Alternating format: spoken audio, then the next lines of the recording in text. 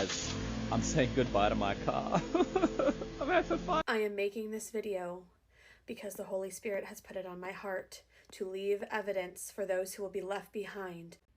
Rapture trip tip number 5.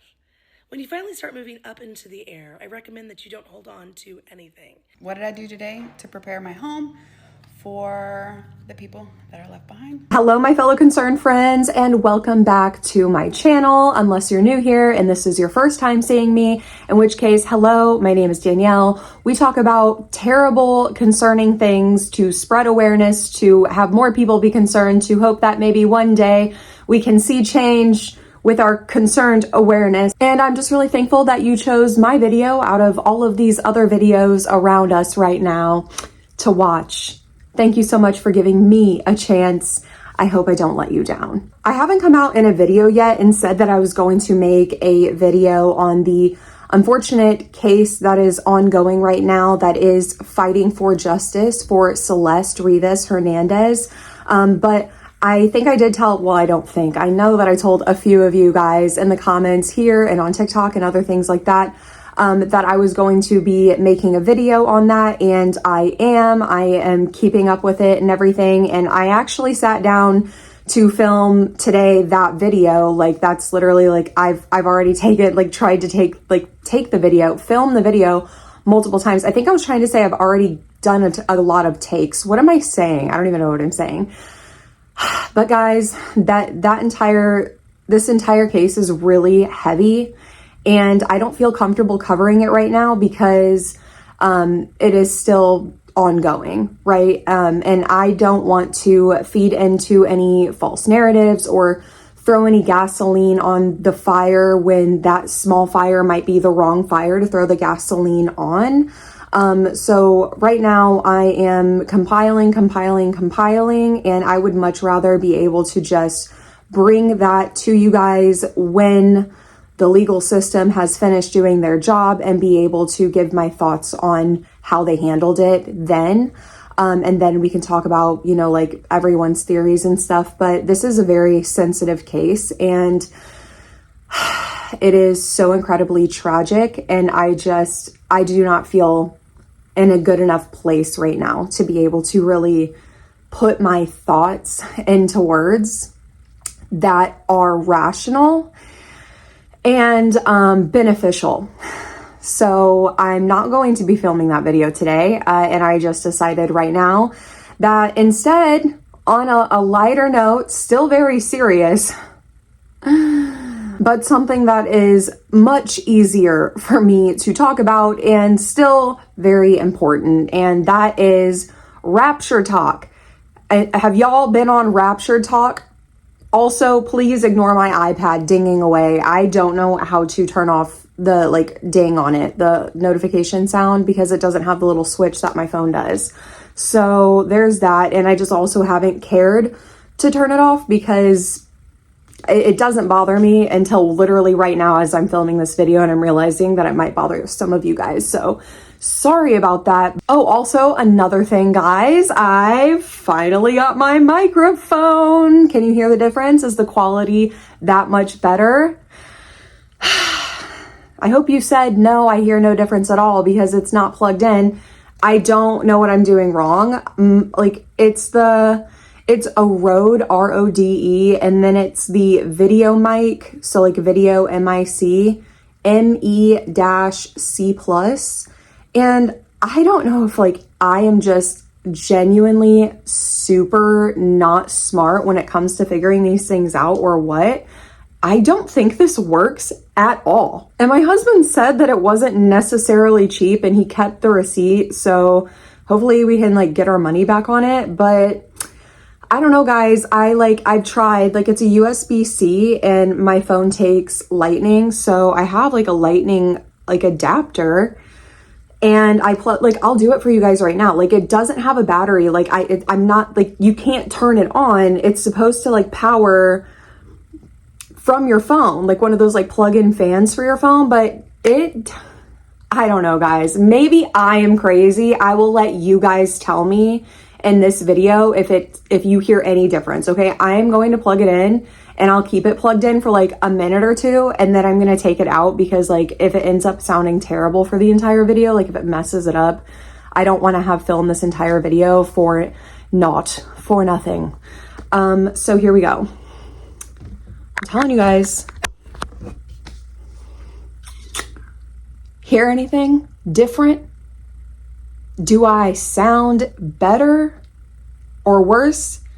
Like, I mean, the road, you could stand to like put a light on it. If a microphone company wants to sponsor me, that would be so cool. Microphone companies, I would like a microphone that's good for this, what I do, as you can see what I do, that plugs into my phone. It doesn't have to like plug into my phone and stay there like this one. I'm fine with having to hold it or something, but it has to be able to plug into my phone because I record on my phone.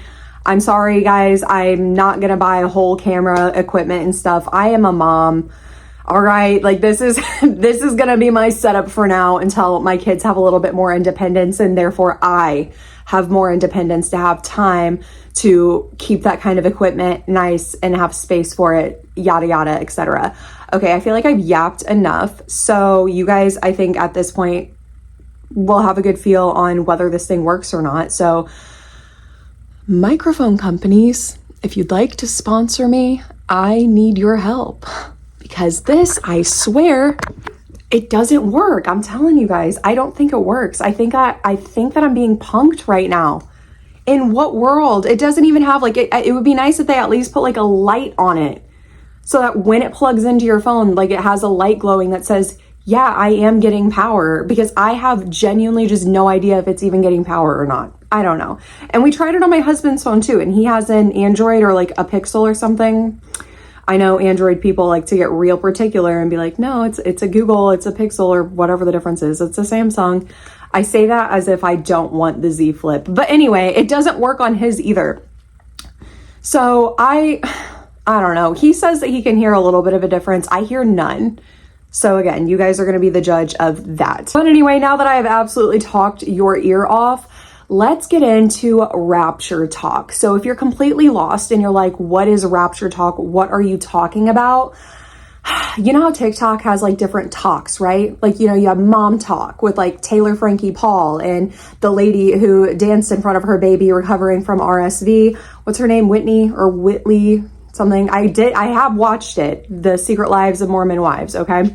I just can't remember all of their names. We have book talk where there are constant debates about what counts as reading, what doesn't count as reading, how many books a year is actually impressive. And like, I mean, so many niches on TikTok. There is even Catholic talk, and there is Muslim talk, there is Jewish TikTok, there is Christian TikTok, there is a niche basically for everything. There is even Survivor TikTok and CSA Survivor TikTok. I mean, if there's a niche and you want to make up a niche, you can probably find it on TikTok or create it very quickly. Look at the TikTok cult that we covered on this channel a couple months ago. Point remains, right? Well, guys, this like past week or two, my FYP has been flooded with rapture talk. So a niche little TikTok group that wholeheartedly believed the rapture would be happening September 23rd. Now I'm going to pause right here before we start looking at these videos, and I want to tell you guys exactly what the rapture is in my own words. Now I might have lost a couple of you there. This might draw you back in. As a former Christian, as an ex-evangelical, did you guys know I graduated from a Christian high school? I did. A private Christian high school. My Christian foster parents said, you can get braces or you can go to this high school. And I'm like, which is the more godly option? My selfish worldly desires to fix my crossbite, or go to Christian school? Christian school, of course. Of course. Plus, I got brownie points by picking the right option in the church's eyes, like the church people's eyes, which would include my new friends that I would be making, as well as my foster parents who were feeding me and providing me with things that I needed and wanted. And straight out of high school, graduating from that Christian high school, I boogied my way down to Florida, and I went to Pensacola Christian College as a contract work student for 3 years because I dropped out. And then I moved to Virginia to be a children's pastor's wife with my husband. So I know a few things when it comes to the Bible in general, and in specifics, the independent fundamental, I can never say that, independent fundamental Baptist church. Okay, here we go. Let's speed run this. I'm going to try to explain this to you like you're a 3-year-old, not in a condescending way, but because quite literally, you go to one single church and go to that church, and I want you to ask 10 church members, explain the rapture to me and what happens in the rapture. 10 of those church members, none of them are going to agree. And they all go to the same church. They all listen to the same pastor. They're not going to agree. So, oh my gosh, please save the paragraphs and paragraphs and paragraphs of, well, actually, in my opinion, the Bible actually says this, this, and this. It doesn't matter, because if somebody in your own church disagrees with you, I don't care. Okay. This is in my experience from all of the different people that I've talked to, all of the different churches that I've gone to, my own experience reading the Bible. I'm just saying in general terms, what happens in the rapture. The rapture, okay, now that we've got that all out of the way, the rapture is where Jesus Christ himself descends down, some believe on a white horse, out of the sky and through the clouds, and there we will hear the trumpets. And those who have put their faith in Jesus Christ, and, for depending on what church you go to and what denomination you are, and whatever else that could look different, church to church, how to be saved. But we will skip over all of that part, okay? I chose the exact right path. I didn't go to those crazy Southern Baptists. I wasn't Pentecostal. I chose the right and the only way to get to heaven. And that is through the independent fundamental Baptists, because we're the only ones who believe in true salvation, right? And so do the Catholics. They also believe that, and literally any religion believes that. And I hear those trumpets, and bam, my clothes fall off, and my nude body and whatever thing I was doing, pooping, sleeping, doing it, it soars into the heavens to meet Jesus in the clouds, where we will go to paradise, except not really, because that's an entire other aspect, okay, is like what happens to the Christians, to the saved after they are raptured into the sky, okay, like that's an entire other theology in and of itself.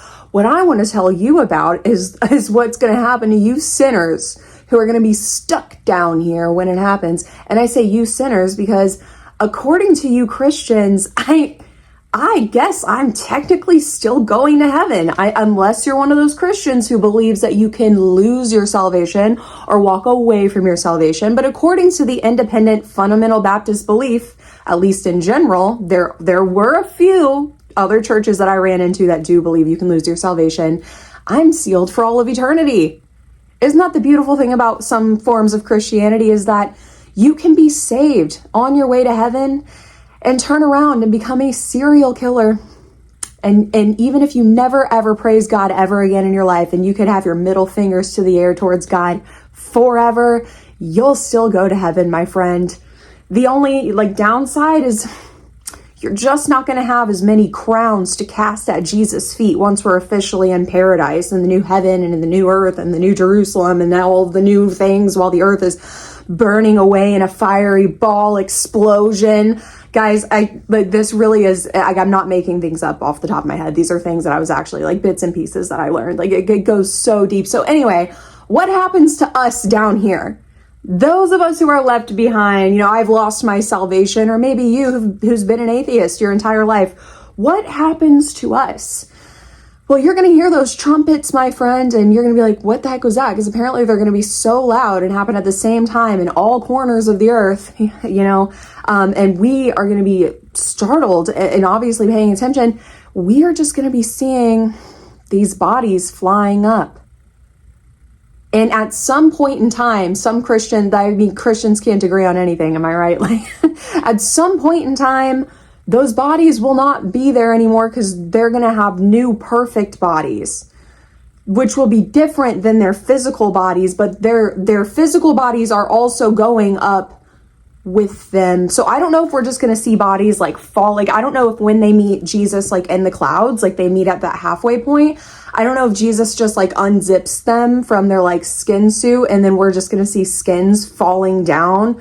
Or if that's something that they do in the privacy of their mansion, down the gold street in heaven. I don't know, but maybe that's something we might see, is skin suits falling to the ground. But hey, then starts the fun, am I right? Wrong, actually. According to the Bible and according to Christianity, you see, the reason why Christians are so pushy is because they don't want these things happening to you. They want you saved from these atrocities, and not just the bad place, not just HE double hockey sticks. No, from the earth and from what God is going to not do to you, because God's not doing any of this, right? It was our own choices. It was our own choices that got us left behind. And it's not him doing this stuff. It's him just letting the underworld come out and do it to you. Yeah. So there's going to be like a thing going down into hell and taking a physical key and unlocking it. And out comes all of these demons and stuff. And the Bible describes what these look like. And again, people like debate and stuff, but like, I'll tell you the one that stuck out the most to me when I was in my high school Bible class, learning all of this for the first time, when I thought Christianity was just about peace, love, and sunshine and rainbows. And then I was learning every single day at 8 o'clock in the morning about all the torture and torment and hell my family was going to be facing. Wowzers, can you imagine the shock and chagrin on my face and how many questions I had? Okay, but one of the creatures that I remember, because I was so perplexed by this and so like, wow, this is fascinating, not in a good way. I just had to visualize what I was reading about and learning about from my teacher.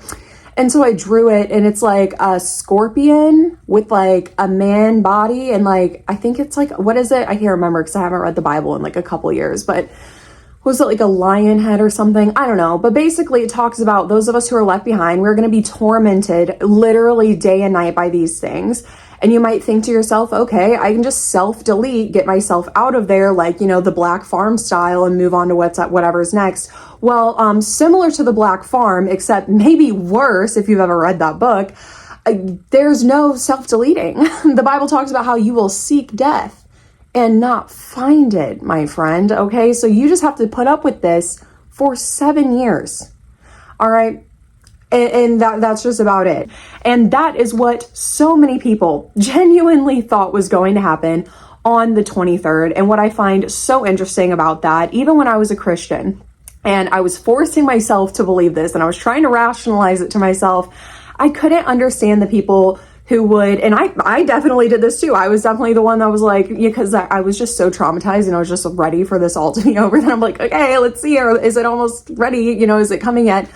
But it's crazy that people try to do that, because even in the Bible itself, it talks about how no man knows the day or the hour. And it even describes how Jesus Christ himself, like the Son of God, who is half God, half man, but also 100% God and 100% man, even he doesn't know when he's coming back. So no one knows when he's coming back, not even Jesus himself. The only one who knows is God the Father. But as we will see in some videos today, there are those that fall within Christianity that believe themselves to be watchers of the time. And guys, it's crazy. But as we watch these videos, and I'm of course going to yap my way through them as I always do, I want to remind you of something, that these people you're about to see are real people, and they actually really believe this, like the same way that you genuinely believe that the sky is blue. And like, if I told you the sky is red, you would look at me like I'm crazy and be like, dude, no, the sky is blue. Okay. And I could sit here and be like, no, it's red. That's how they believe. Like, this is genuinely truth to them, even though it doesn't even make logical sense. It is because these people believe, and I'm not justifying. Okay, I feel like I need to say this. I am an atheist. I am an animist. I am a pagan. I don't know what I am, what you would label me as. I know what I am, and I know what I am is not aligned with any of that BS anymore. I can promise you that. So I'm not defending, I'm not justifying, and I'm not making excuses for these people. I'm just trying to help you better understand that they're not doing this to rage bait you. They're not doing this, you know, for like clicks and views and because it's fun to act. No, like they genuinely believe this, like genuinely as if their life depends on it, because they genuinely believe that even worse than their life depending on it, the eternity of their soul depends on it. Rapture Talk came to be because a collective of Christians decided that between the 23rd and the 25th, or like during the Feast of Trumpets, which guys, don't ask me, okay? I don't, like, I know enough that in my brain, it's like, in my mind, it's like I can see all of the knowledge I have on Christianity. Like, it's almost like laid out on a table, like a well-made dinner, like this, like like this, except each little plate of food is like the pieces of information I have. So it's like, I can like, and like in my mind, I see it all and I'm like, yeah, okay. Honestly, sometimes when it comes to explaining this stuff, I don't know if it's just because the more I keep talking and layering the more information on, the more crazy I'm hearing myself. And I'm like, this sounds absurd. And so then I just don't feel confident. I don't know.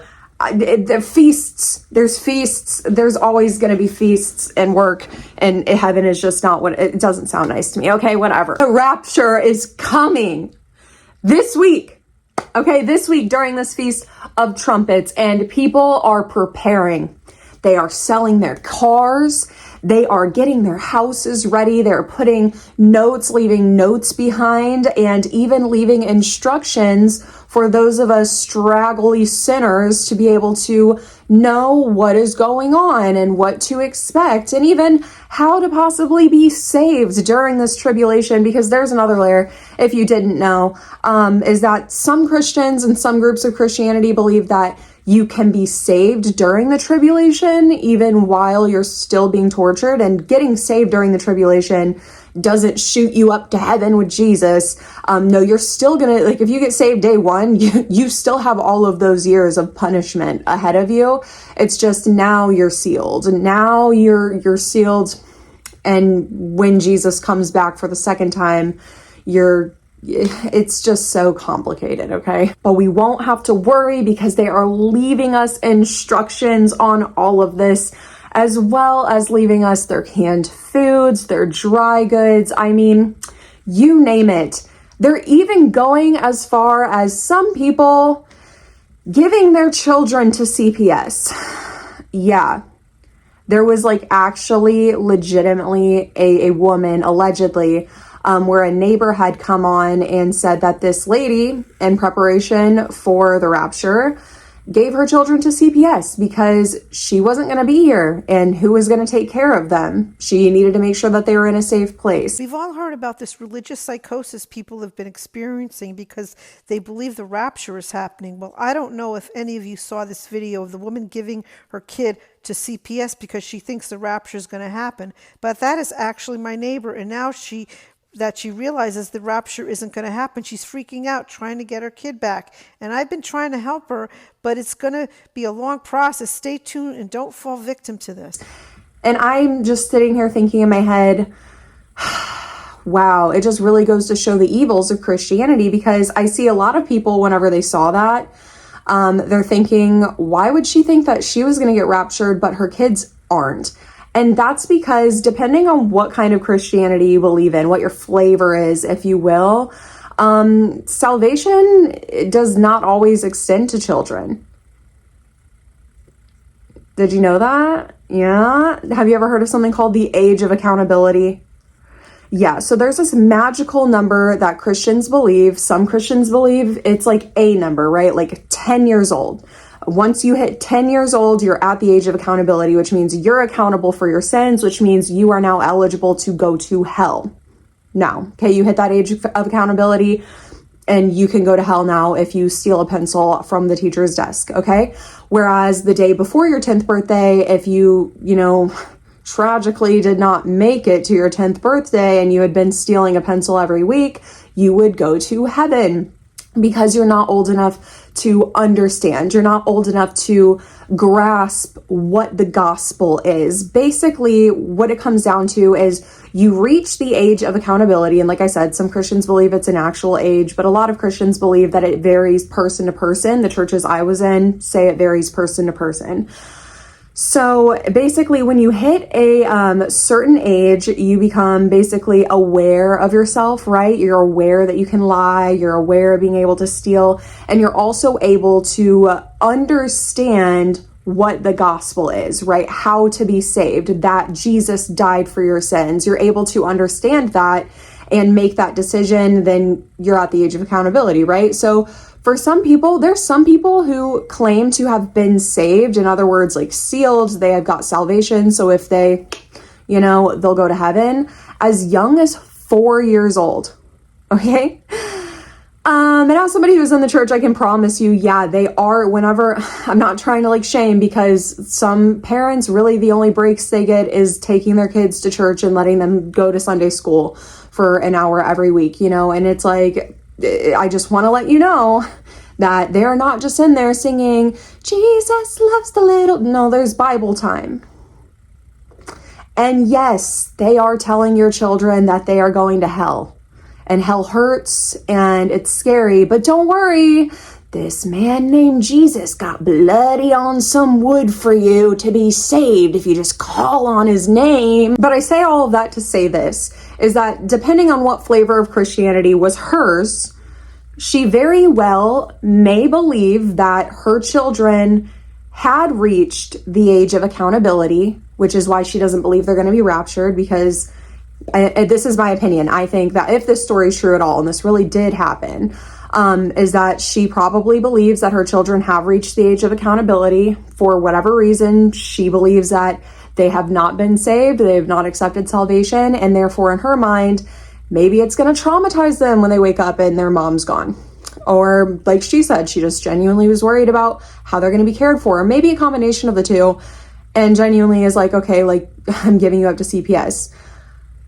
Again, not justifying, not making excuses. Trust me, I'm going to get more into the child aspect of this as we go on, because unfortunately, when it comes to the children tied into all of this mess, that is not where it stops. Because unfortunately, parents were preparing their children for the rapture. I mean, I saw this one woman, and I'm going to be putting in these videos as I'm talking about this, of course, but I saw this one woman who had literally a baby, okay? Probably 5 to 7 months old, okay? Depending on when that baby sat up. My kids sat up at different times, okay? So I'm giving it a good, in my opinion, a pretty decent time frame. We're talking baby, like a little under a year old, chubby baby, cute little baby.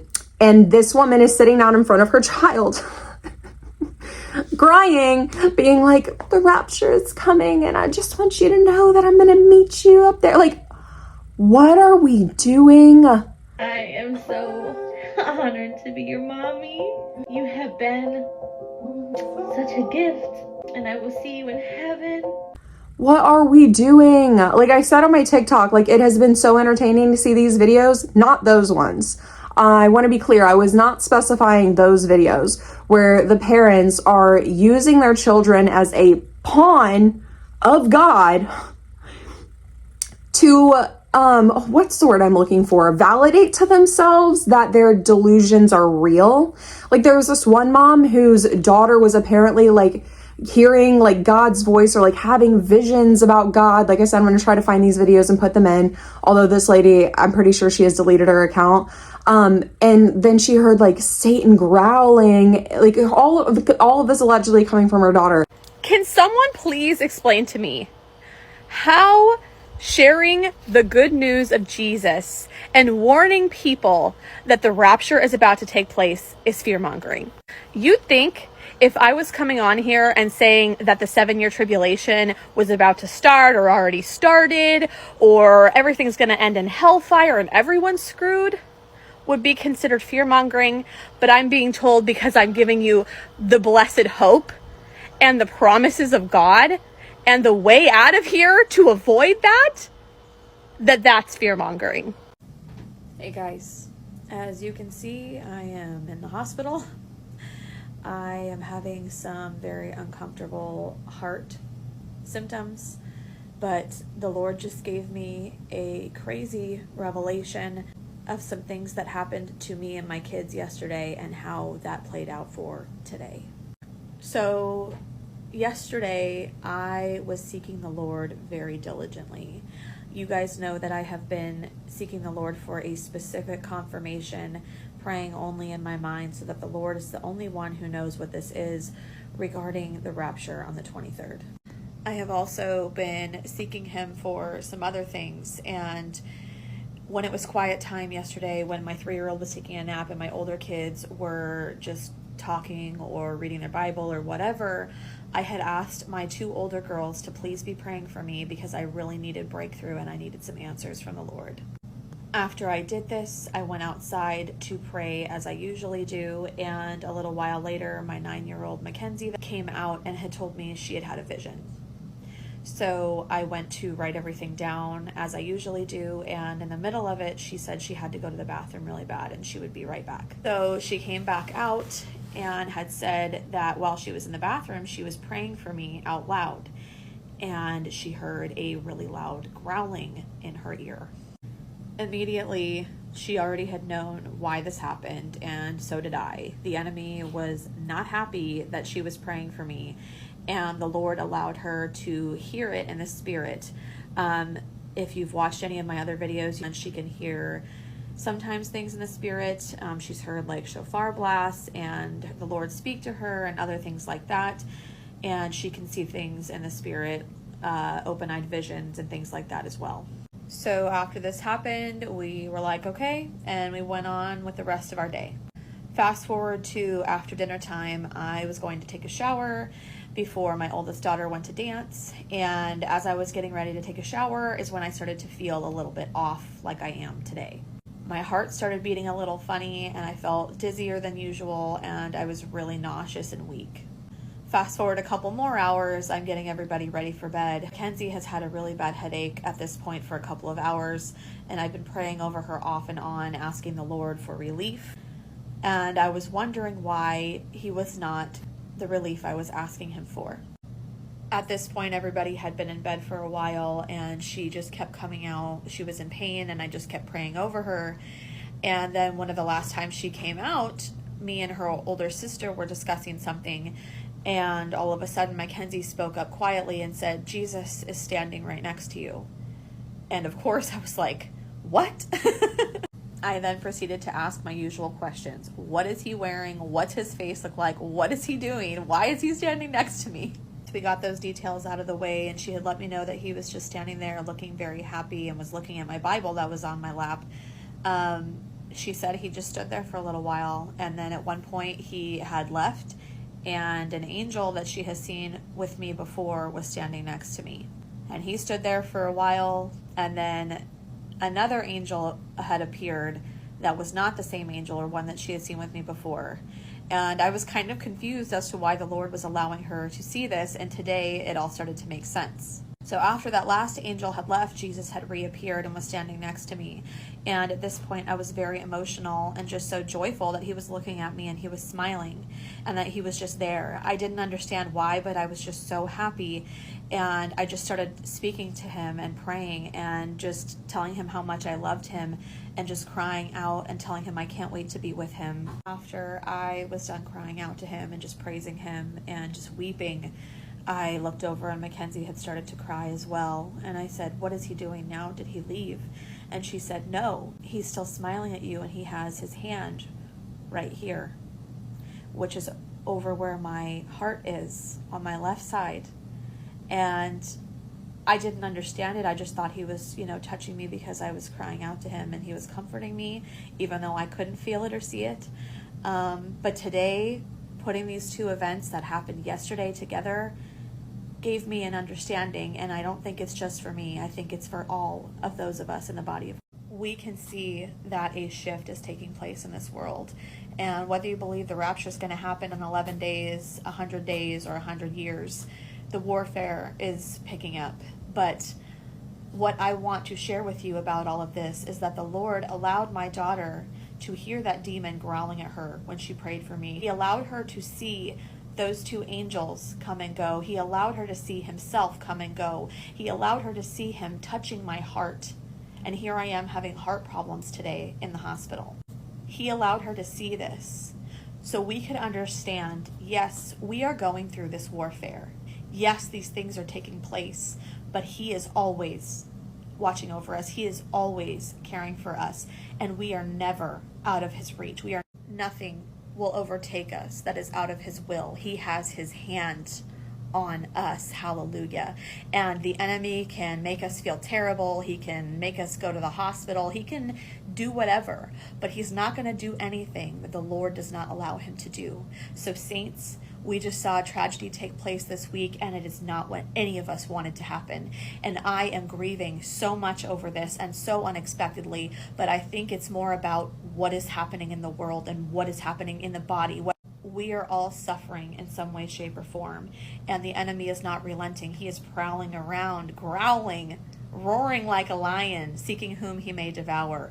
But remember, it's just noise. Yes, he can do some things to us, but again, the Lord has his hand on us, and he will not allow anything to pluck us out of his hand. He has us. Even when we're in a situation where you're sitting on your front porch and you think that you're dying because your heart's beating at almost 200 beats a minute and it feels like it's about to come out of your chest, he is still there holding you, and he will not let anything happen to you that is outside of his will. So draw near to the Lord. Be aware of what's going on. Be aware of what is coming. It's going to get worse, but be more aware that our God is greater, and he has overcome the world, and he has his hand on you. Draw near to him. Pray over yourself. Seek him for every need, no matter how small or how big. He is the God of impossible. He can do impossible things. So stay prayed up. Stay close to him. Call out to him. Pray over your family. Pray over yourself. Pray over your house, your car, your food. But trust him. He has you. He has me. And he has this world. And nothing will be allowed to happen that is outside of his will.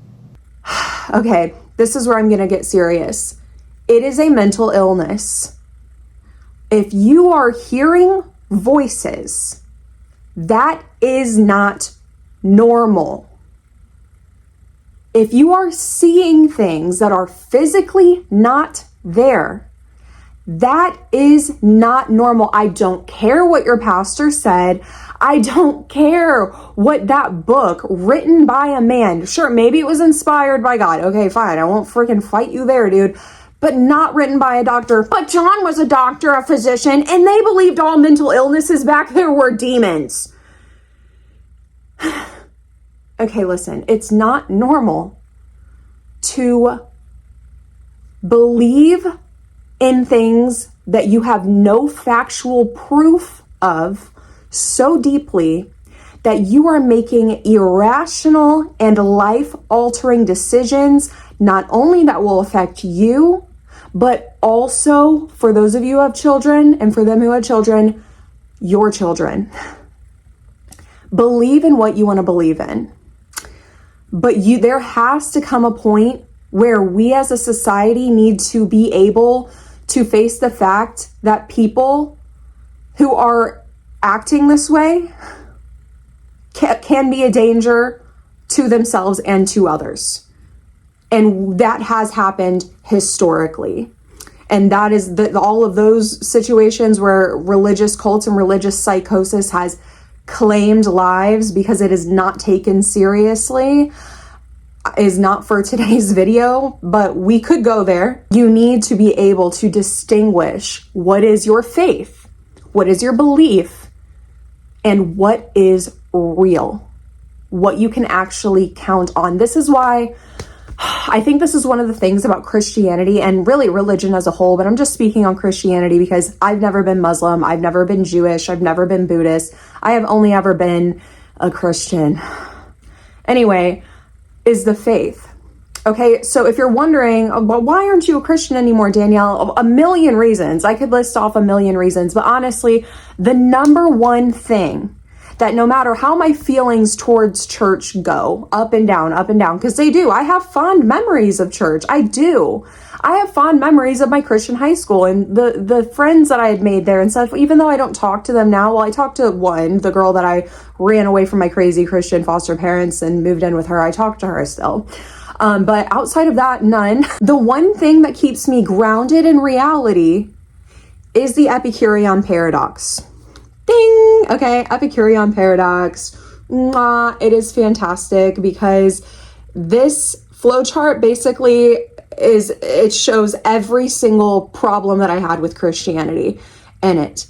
And seeing this, it validated something in me. It made me be like, okay, yeah, you know what? I'm not the only problem who is seeing a problem with not having an answer to these questions. Like, it's not just me, because when I would ask these hard questions at church to my Bible teacher, to my pastor, to the assistant pastor, to the principal of my school, to anybody, to, the different pastors who would come and preach at our school and the different Christian colleges who would come to our high school and preach, and we would talk to them because they were trying to recruit us, and I would have these questions and nobody could answer them. And I was like, maybe it's because I'm the foster kid and I'm the outcast and I didn't grow up in this church with all of these people, and I'm the only one who's thinking this way, so clearly I'm the problem.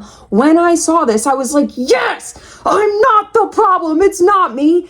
It's you. It's you. So that is how I got out. The Epicurean paradox, because it makes sense. So believe what you want to believe for yourself personally, whatever, as long as it is not harming other people, that's fine. But the problem that I am seeing with this, and within Christianity as a whole, right, but specifically with Rapture Talk, what this really highlighted and brought out is the fact that this is abuse to children. I'm going to say it, and I'm not going to be like, this is abuse to children. It is child abuse to look your precious baby in the eye and genuinely believe and try to genuinely make them genuinely believe about themselves that I am a sinner. I was born in sin. I was born a sinner. And because of that, because as a baby, I cried for attention and not because I absolutely needed something. Or when I was a toddler, I knocked something off a shelf because I didn't get my way. I deserve to go to hell. Yes, I believe that that's what you want to teach your kid. That's child abuse. That is child abuse. You are literally stripping down your child's confidence and instilling fears in them that are not based in reality. There are even Christians that don't believe in a hell. And we are teaching children about heaven and hell and who deserves to go to hell and who deserves to go to heaven from birth. And even further than the whole heaven and hell concept is like rapture and stuff and the constantly being ready. And then Christian parents who are sitting here so stressed out about, has my kid got saved yet? And like I, as a teenager and as somebody who went to Pensacola Christian College, and I was a camp counselor for Teen Extreme in 2019. And I'm so sorry if you were one of my campers and I indoctrinated you. I'm so sorry to all of those children that I facilitated in the indoctrination of. Your kids feel your stress and they feel a guilt and a responsibility for you as the parent because they know that they're not ready to make that decision yet. Even teenagers, so let alone little children, they know, hey, I'm not ready to make this decision yet. Maybe I still have questions. Maybe it's not what I want. Maybe I would rather go to hell. I don't know why. But when you're sitting here stressing out so much about, are they going to heaven? Are they going to hell? Have they got saved or have they not? And you're shoving the Bible down their throat and stuff. It is putting them in a position where they have to be responsible for your emotions as well as maybe say that they are something that they're not and start. It's abusive. It's abusive and it's unnecessary. It is genuinely so unnecessary. And I already know I'm going to get the people in the comments who are like, well, I was raised Christian and I grew up completely fine or blah, blah, blah. Okay, then I'm not talking about you. All right, let the light shine on the people who don't get to stand in it for very much time at all and let them have this. okay? Because like, no, I didn't like grow up in it and stuff, but like I have seen enough, and the positions and roles that I was in and the opportunities that I had, I've seen a lot, and this sticks with people. It traumatizes people. It keeps children awake at night in their beds wondering, what if I don't wake up in the morning and I wake up in hell? It leaves children getting saved over and over and over again because did I do it right? Did I say the right thing? Did I have enough faith? Did I believe enough? And then for the rest of their life, after they get saved, once they've decided whether or not they really got saved that time or not, now it's, am I going to lose that salvation? Whether they believe in losing salvation or not, it's still a fear that they have. Like, it is abuse when your child, quite literally, all they need is love and support, and for you to like feed them and all of that too, of course. But emotionally speaking, you should not be concerned about your child's spiritual well-being outside of the fact that they feel safe and comfortable enough to come talk to you about however it is they're feeling about any topic. That is what you need to be concerned about as a parent. Not making sure that you're showing up for them every day to remind them to do their devotional or remind them about the Romans road or anything else, when that's the only thing. I've seen so many Christian parents where that is the only time they're spending with their kids is over the Bible. Because genuinely they believe that that is the most important thing. In their mind, they would rather their child hate them and be on their way to heaven than for their child to like them here on earth and maybe go to hell or not be a Christian or go down the wide path instead of the narrow one. They would rather that. So what now that the dates of the rapture have come and gone? Well, we don't win yet because technically it could happen any day now. And then tomorrow they'll say any day now, and next week any day now, any day now. So it's good that I get these thoughts in my kids' brain because it could happen at any time. At least now they're going to be prepared. Like it is insanity. It really is. So that's rapture talk. That's what's happening. That's what's happened, will happen, and what is happening in Christian homes every single day, off camera, behind closed doors, and it traumatizes kids. And you're not going to tell me that it doesn't, because not only do I hear about it every day doing this kind of work and talking about being an ex-Christian, but I also saw it with my two own eyes as a multi-year camp counselor at 2 different Christian camps. The number one thing kids would come to me late at night, scared to death of, wasn't, am I gonna meet the right one? My best friend's being mean to me, what do I do? Or worrying about their tests, or worrying about volleyball or soccer or whatever it is.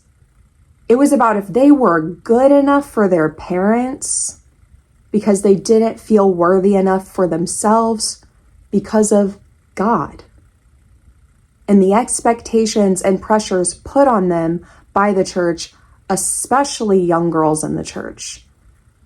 So that's my thoughts on rapture talk. You can believe in what you want to believe in, and you can share that with others in a way that does not traumatize them or instill fear in them, and in an age-appropriate way. Okay. Thank you guys so much for watching this video. If you enjoyed it, please give it a like. My voice cracked, so now I really need you to give it a like, and go ahead and subscribe actually while you're at it. And I mean, while you're doing that, you might as well turn on the notification bell so that you never miss my face, because genuinely these days you never know when you're going to see me. And I don't know when either, because guys, holy cow, I have been busy, so busy in a good way, guys. Like, I've been a little MIA and like only posting once a week kind of, but then sometimes twice a week because of all good things. My kids have started sports and I'm so excited. They're in gymnastics. This is something I always wanted to do, and I kind of figured gymnastics or like some sort of dance would be a good like they're all small, right? So I thought it would be like a good introductory kind of like sports, you know, kind of get their feet wet and get them in the habit of like being able to follow those clear instructions in a safe environment and stuff. So I'm so excited for them. It's something I always wanted to do, is some sort of like dance or cheerleading or gymnastics. I actually taught myself a lot of gymnastics when I was in middle school, and I got pretty good at it. The most impressive thing I ever did was a full chest stand. So like my feet literally right here next to my head sort of thing.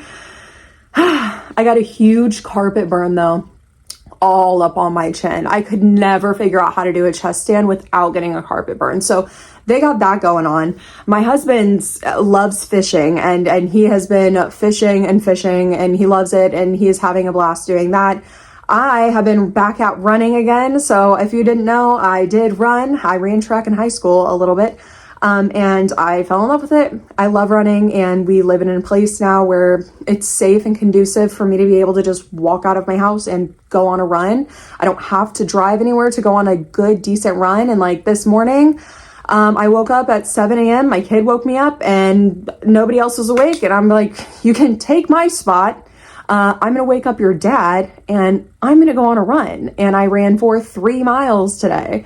3.24 to be exact. Very proud of myself because I've been running, but that's like the longest run that I have done in like 2 years, because it's been like 2 years, I want to say, since I ran last.